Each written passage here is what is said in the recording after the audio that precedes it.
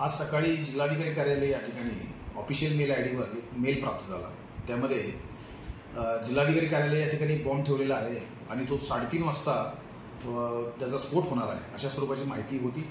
या अनुषंगाने आमच्याकडे माहिती प्राप्त झाल्यानंतर जिल्हाधिकारी कार्यालयातील सर्व अधिकारी आणि कर्मचारी यांना सूचना देण्यात आल्या, त्यांचे सहकार्य देण्यात आलं आणि त्यांना त्या ठिकाणाहून बाजूला सुरक्षित ठिकाणी हलवण्यात आलं।